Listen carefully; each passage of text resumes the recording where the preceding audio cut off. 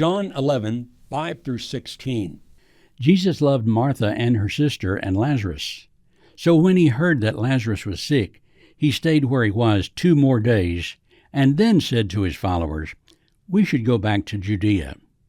They answered, "But teacher, those Jews there tried to stone you to death. That was only a short time ago. Now you want to go back there?" Jesus answered, "There are 12 hours of light in the day. Whoever walks in the light will not stumble and fall because they can see with the light from the sun. But whoever walks at night will stumble because there is no light." Then Jesus said, "Our friend Lazarus is now sleeping, but I am going there to wake him." The followers answered, "But Lord, if he can sleep, he will get well." They thought Jesus meant that Lazarus was literally sleeping, but he really meant that Lazarus was dead. So then Jesus said plainly, "Lazarus is dead, and I am glad I was not there. I am happy for you because now you will believe in me. We will go to him now." Then Thomas, the one called Twin, said to the other followers, "We will go too. We will die there with Jesus." First Buffalo, New York, and then Uvalde, Texas.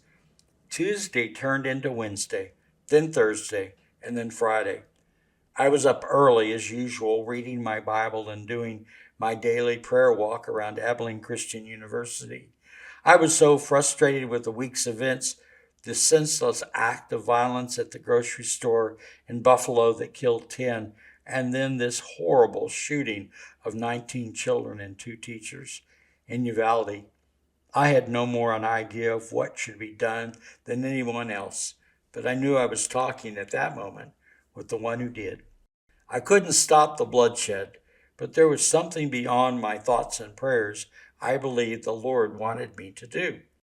I returned home from my walk in time to watch the Today Show on Friday morning at 7. The news cycle for the school shooting hadn't run its course, and more information was forthcoming. I had listened to enough. Annette was in the kitchen, half listening to the TV, when I, through tears, told her, matter-of-factly, "I'm going to Uvalde. You can come with me or stay here, but I'm going today." Annette, though a little confused at my outburst, decided if I was serious, she would go with me.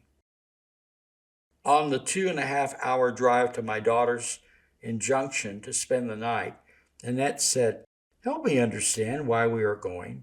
What brought this on that you decided that you had to go to this particular school shooting event?" My response was, Owen is a 4th grader like many of these children. I taught 4th grade myself for many years, and I would have done anything to protect my students, even standing in front of a gunman. Most of the students I taught were Hispanic, like those in Uvalde. I was friends with their parents. I am a parent, but also a grandparent. All of our grandchildren got to come home safely after their assemblies on Tuesday. These did not. But it's more than that. I felt the Holy Spirit pulling me. I'm not sure what he wants me to do in Uvalde, but I guess I will find out when I get there. Verses 14 and 15, so Jesus said plainly, "Lazarus is dead, and I'm glad I was not there. I am happy for you because now you will believe." We will go now to him.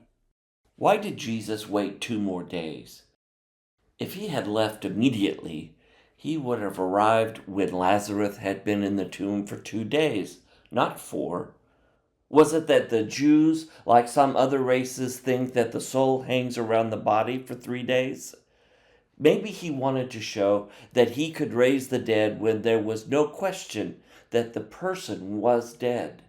In verses 38 through 39, Jesus comes to the tomb where Lazarus' body has been placed and wants the stone removed. Hear what Lazarus' sister Martha says, "But Lord, it has been 4 days since Lazarus died. There will be a bad smell." There were many believing and unbelieving people present at this occasion. There was no doubt this man was dead, for his body had begun to decay.